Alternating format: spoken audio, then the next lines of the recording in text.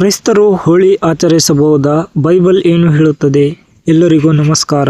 ಭಾರತವು ವೈವಿಧ್ಯಮಯ ಸಂಸ್ಕೃತಿ ಮತ್ತು ಹಬ್ಬಗಳ ನಾಡು. ಈಗ ಹೋಳಿ ಹಬ್ಬ ಹತ್ತಿರ ಬರುತ್ತಿದೆ. ಬಣ್ಣಗಳ ಈ ಹಬ್ಬವನ್ನು ಎಲ್ಲರೂ ಸಡಗರದಿಂದ ಆಚರಿಸುತ್ತಾರೆ. ಆದರೆ ಒಬ್ಬ ಕ್ರೈಸ್ತನಾಗಿ ಅಥವಾ ಕ್ರಿಸ್ತನ ಅನುಯಾಯಿಯಾಗಿ ಈ ಹಬ್ಬದಲ್ಲಿ ಪಾಲ್ಗೊಳ್ಳುವುದು ಸರಿಯೇ? ಬೈಬಲ್ ಅಥವಾ ಸತ್ಯವೇದವು ಇತರ ಧರ್ಮಗಳ ಹಬ್ಬಗಳ ಬಗ್ಗೆ ಏನು ಹೇಳುತ್ತದೆ? ಈ ಪ್ರಶ್ನೆ ಅನೇಕ ಯುವಕರ ಮತ್ತು ವಿಶ್ವಾಸಿಗಳ ಮನಸ್ಸಿನಲ್ಲಿರುತ್ತದೆ. ಇಂದಿನ ಈ ವಿಡಿಯೋದಲ್ಲಿ ನಾವು ಇದರ ಆಳವಾದ ಸತ್ಯವನ್ನು ತಿಳಿಯೋಣ. ಹೋಳಿ ಹಬ್ಬದ ಹಿನ್ನೆಲೆ ಮತ್ತು ಉದ್ದೇಶ. ಯಾವುದೇ ವಿಷಯವನ್ನು ಸರಿ ಅಥವಾ ತಪ್ಪು ಎಂದು ನಿರ್ಧರಿಸುವ ಮೊದಲು ಅದರ ಮೂಲವನ್ನು ತಿಳಿಯುವುದು ಮುಖ್ಯ. ಹೋಳಿ ಹಬ್ಬದ ಹಿಂದೆ ಮುಖ್ಯವಾಗಿ ಎರಡು ಉದ್ದೇಶಗಳಿವೆ. ಒಂದು, ಋತುಮಾನದ ಬದಲಾವಣೆ. ಚಳಿಗಾಲ ಮುಗಿದು ವಸಂತಕಾಲದ ಆಗಮನವನ್ನು ಇದು ಸೂಚಿಸುತ್ತದೆ. ಇದು ಪ್ರಕೃತಿಯ ಸಂಭ್ರಮ. ಎರಡು, ಧಾರ್ಮಿಕ ಹಿನ್ನೆಲೆ. ಪುರಾಣಗಳ ಪ್ರಕಾರ ಭಕ್ತ ಬ್ರಹ್ಮಾದ ಮತ್ತು ಹಿರಣ್ಯಕಶಿಪುವಿನ ಕಥೆ ಇದೆ. ದುಷ್ಟ ಶಕ್ತಿಯಾದ ಹೋಲಿಕಾಳ ಸಂಹಾರ ಮತ್ತು ದೈವ ಭಕ್ತನಾದ ಪ್ರಹ್ಲಾದನ ರಕ್ಷಣೆಯನ್ನು ಇದು ನೆನಪಿಸುತ್ತದೆ. ಅಂದರೆ ಕೆಟ್ಟದ್ದರ ಮೇಲೆ ಒಳ್ಳೆಯದರ ಜಯ. ಕ್ರೈಸ್ತರಿಗೆ ಕೆಟ್ಟದ್ದರ ಮೇಲೆ ಒಳ್ಳೆಯದರ ಜಯ ಎಂಬ ತತ್ವ ಹೊಸದಲ್ಲ. ಆದರೆ ಆಚರಣೆಯ ರೀತಿ ಮತ್ತು ಅದರ ಹಿಂದಿರುವ ದೇವತೆಗಳ ಆರಾಧನೆ ನಮಗೆ ಮುಖ್ಯವಾಗುತ್ತದೆ.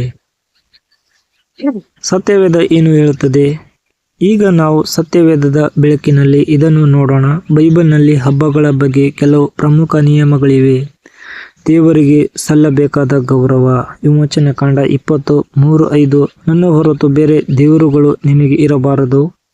ಹೋಳಿ ಹಬ್ಬದ ಕೆಲವು ಆಚರಣೆಗಳು ಅನ್ಯ ದೇವತೆಗಳ ಆರಾಧನೆಗೆ ಸಂಬಂಧಪಟ್ಟಿದ್ದರೆ ಒಬ್ಬ ಕ್ರೈಸ್ತ ಅದರಲ್ಲಿ ಪಾಲ್ಗೊಳ್ಳುವುದು ಆತನ ವಿಶ್ವಾಸಕ್ಕೆ ವಿರುದ್ಧವಾಗಬಹುದು.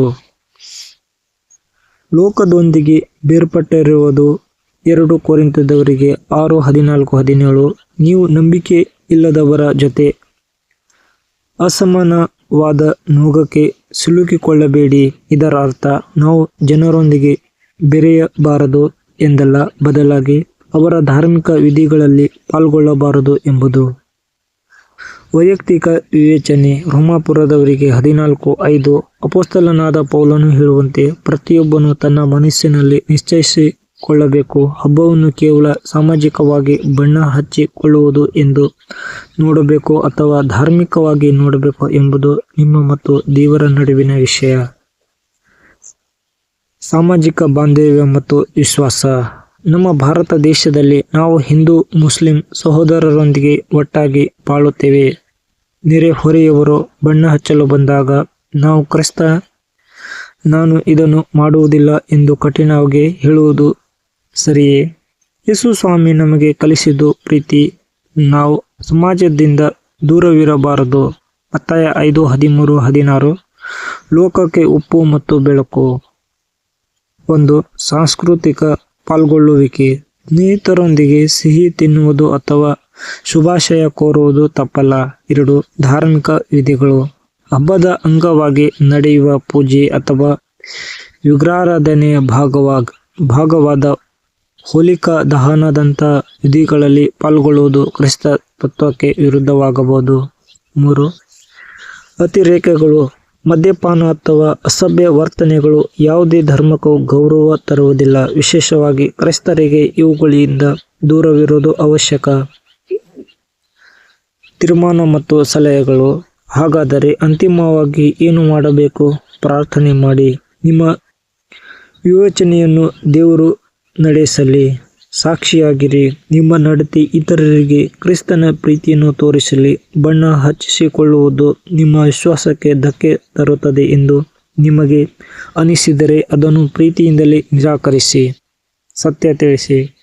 ಯಾರಾದರೂ ಕೇಳಿದರೆ ಬೈಬಲ್ ಈ ಬಗ್ಗೆ ಏನು ಹೇಳುತ್ತದೆ ಎಂದು ನಯವಾಗಿ ವಿವರಿಸಿ.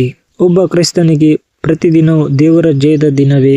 ನಾವು ಲೋಕದ ಬಣ್ಣಕ್ಕಿಂತ ಪರಿಶುದ್ಧತೆಯ ಬಣ್ಣವನ್ನು ಧರಿಸಿಕೊಳ್ಳುವುದು ಮುಖ್ಯ. ಸ್ನೇಹಿತರೆ, ಈ ವಿಡಿಯೋ ನಿಮಗೆ ಸ್ಪಷ್ಟತೆಯನ್ನು ನೀಡಿದೆ ಎಂದು ನಂಬುತ್ತೇನೆ. ನಿಮ್ಮ ಅನಿಸಿಕೆಗಳನ್ನು ಕಮೆಂಟ್ ಬಾಕ್ಸ್ನಲ್ಲಿ ತಿಳಿಸಿ. ಈ ವಿಡಿಯೋವನ್ನು ನಿಮ್ಮ ಫ್ರೆಂಡ್ಸ್ ಮತ್ತು ಫ್ಯಾಮಿಲಿಯೊಂದಿಗೆ ಶೇರ್ ಮಾಡಿ. ಸತ್ಯವೇದದ ಬಗ್ಗೆ ಇಂಥ ಹೆಚ್ಚಿನ ಮಾಹಿತಿಗಾಗಿ ನಮ್ಮ ಚಾನೆಲ್ ಅನ್ನು ಸಬ್ಸ್ಕ್ರೈಬ್ ಮಾಡಿ. ದೇವರು ನಿಮ್ಮನ್ನು ಆಶೀರ್ವದಿಸಲಿ. ಧನ್ಯವಾದಗಳು. ಈ ವಿಷಯವನ್ನು ಮುಕ್ತಾಯಗೊಳಿಸುವ ಮೊದಲು ನಾವೆಲ್ಲರೂ ಒಂದು ಚಿಕ್ಕ ಪ್ರಾರ್ಥನೆಯಲ್ಲಿ ಪಾಲ್ಗೊಳ್ಳೋಣ. ಪರಲೋಕದಲ್ಲಿರುವ ನಮ್ಮ ಪ್ರೀತಿಯ ತಂದೆಯೇ, ಇಂದಿನ ಈ ವಾಕ್ಯದ ಮೂಲಕ ಮತ್ತು ಈ ಚರ್ಚೆಯ ಮೂಲಕ ನೀನು ನಮ್ಮೊಂದಿಗೆ ಮಾತನಾಡಿದ್ದಕ್ಕಾಗಿ ವಂದನೆಗಳು. ನಾವು ಈ ಲೋಕದಲ್ಲಿ ಜೀವಿಸುವಾಗ ನಿನ್ನ ಪ್ರೀತಿಯನ್ನು ಇತರರಿಗೆ ತೋರಿಸುವ ಸಾಕ್ಷಿಗಳಾಗಿರಲು ನಮಗೆ ಸಹಾಯ ಮಾಡು. ನಮ್ಮಲ್ಲಿರುವ ಗೊಂದಲಗಳನ್ನು ದೂರ ಮಾಡಿ ನಿನ್ನ ಸತ್ಯದ ಮಾರ್ಗದಲ್ಲಿ ನಮ್ಮನ್ನು ನಡೆಸು. ಈ ವಿಡಿಯೋವನ್ನು ನೋಡುತ್ತಿರುವ ಪ್ರತಿಯೊಬ್ಬರನ್ನು ಮತ್ತು ಅವರ ಕುಟುಂಬಗಳನ್ನು ನೀನು ಆಶೀರ್ವದಿಸು. ಯೇಸು ಕ್ರಿಸ್ತನ ಪವಿತ್ರ ನಾಮದಲ್ಲಿ ಬಿಡುತ್ತೇವೆ ತಂದೆ, ಆಮೇನ್. ಪ್ರಿಯರೇ, ದೇವರ ರಾಜ್ಯದ ಸುವಾರ್ತೆಯು ಎಲ್ಲೆಡೆ ತಲುಪಬೇಕು ಎಂಬುದು ನಮ್ಮ ಆಶಯ. ಈ ಸೇವೆಯು ಮುಂದುವರಿಯಲು ಮತ್ತು ಹೆಚ್ಚಿನ ಜನರಿಗೆ ಸತ್ಯವನ್ನು ತಿಳಿಸಲು ನಿಮ್ಮ ಪ್ರಾರ್ಥನೆ ಮತ್ತು ಬೆಂಬಲ ನಮಗೆ ಅಗತ್ಯವಾಗಿದೆ. ದೇವರ ರಾಜ್ಯದ ಈ ಕಾರ್ಯಕ್ಕಾಗಿ ನೀವು ನಿಮ್ಮ ಕೈಲಾದ ಕಾಣಿಕೆಯನ್ನು ಆಫರಿಂಗ್ ನೀಡಲು ಇಚ್ಛಿಸಿದರೆ ಪರದೆಯ ಮೇಲೆ ಕಾಣುತ್ತಿರುವ ಈ QR ಕೋಡ್ ಅನ್ನು ಸ್ಕ್ಯಾನ್ ಮಾಡುವ ಮೂಲಕ ನಿಮ್ಮ ಉದಾರವಾದ ಕಾಣಿಕೆಯನ್ನು ಕಳುಹಿಸಬಹುದು. ಪ್ರತಿಯೊಬ್ಬನು ತನ್ನ ಹೃದಯದಲ್ಲಿ ಸಂಕಲ್ಪಿಸಿಕೊಂಡಂತೆ ಕೊಡಲಿ, ಮನಸ್ಸಿಲ್ಲದಂತೆಯೂ ಬಲಾತ್ಕಾರದಿಂದಲೂ ಕೊಡಬಾರದು, ಯಾಕಂದರೆ ಸಂತೋಷವಾಗಿ ಕೊಡುವವನನ್ನು ದೇವರು ಪ್ರೀತಿಸುತ್ತಾನೆ. 2 ಕೊರಿಂಥದವರಿಗೆ 9:7. ನೀವು ನೀಡುವ ಪ್ರತಿಯೊಂದು ರೂಪಾಯಿಯು ದೇವರ ಸೇವೆಯ ಅಭಿವೃದ್ಧಿಗಾಗಿ ಬಳಕೆಯಾಗುತ್ತದೆ. ದೇವರು ನಿಮ್ಮನ್ನು ಮತ್ತು ನಿಮ್ಮ ದಶಮಾಂಶ ಕಾಣಿಕೆಗಳನ್ನು 100ರಷ್ಟು ಆಶೀರ್ವದಿಸಿ ಕಾಪಾಡಲಿ. ಧನ್ಯವಾದಗಳು.